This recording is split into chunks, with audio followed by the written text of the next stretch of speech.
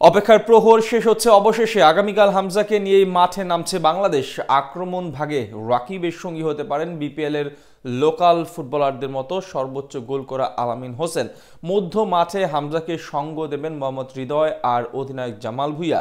ডিফেন্সে থাকছেন তারেক তোপুরা। সব মিলিয়ে ভারতকে হারাতে শক্তিশালী একাদশ নিয়েই মাঠে নামবে বাংলাদেশ। মেন ইন ব্লুদের বিপক্ষে ঐতিহাসিক ম্যাচে কারা থাকছেন বাংলাদেশের শুরুর একাদশে, তাই জানবো প্রতিবেদনে।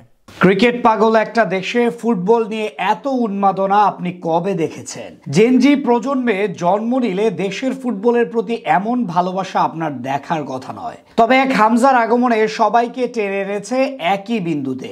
ইউরোপিয়ান হাই ভোল্টেজ ম্যাচের চেয়ে ভারত বাংলাদেশ ম্যাচ নিয়ে আপনার আমার আগ্রহ এখন হিমালয়ের উচ্চতাকেও অতিক্রম করেছে।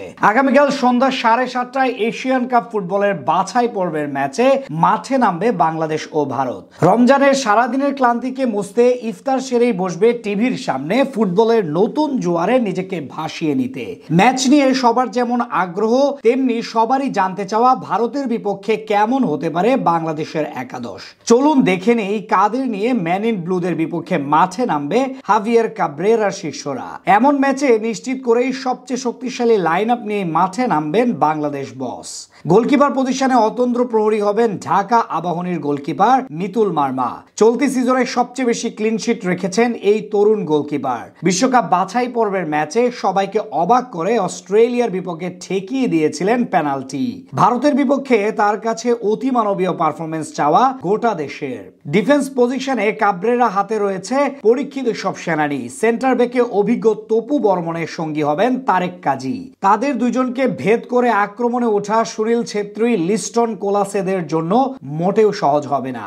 রাইট ব্যাকে দলের একমাত্র ভরসা সাদউদ্দিন আর লেফট ব্যাকে থাকবেন রহমত মিয়া। ক্লাবের জার্সিতে দুজনই রয়েছেন দারুণ ফর্মে।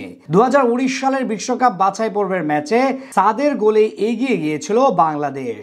ম্যান ইন ব্লুদের বিপক্ষে জয়ের স্বপ্নে বিভোর থাকার কারণ দলের শক্তিশালী মিডফিল্ড লাইন আপ। অবধারিতভাবে মিডফিল্ড পজিশনে থাকছে ইংলিশ প্রিমিয়ার লিগে খেলা বাংলার হামজা চৌধুরী। ক্লাবের জার্সিতে ডিফেন্সিভ মিডে খেললেও ভারতের বিপক্ষে নাম্বার 8 রোলে দেখা যাবে দেশের ফুটবলের রাজপুত্রকে।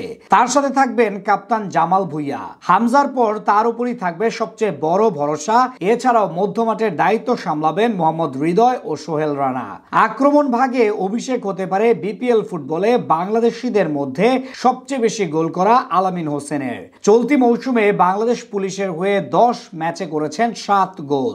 আক্রমণ ভাগ পজিশন সবচেয়ে বেশি প্রত্যাশা থাকবে বসুন্ধরা কিংসের রাকিব হোসেনের উপর। বিগত সময়গুলোতে দলের ধারাবাহিক পারফর্মার তিনি। চলতি মৌসুমেও ক্লাবের জার্সিতে 5 গোলের সাথে করেছে 2 অ্যাসিস্ট। বাংলাদেশের হয়ে সর্বশেষ ম্যাচেও পেয়েছেন গোলের দেখা।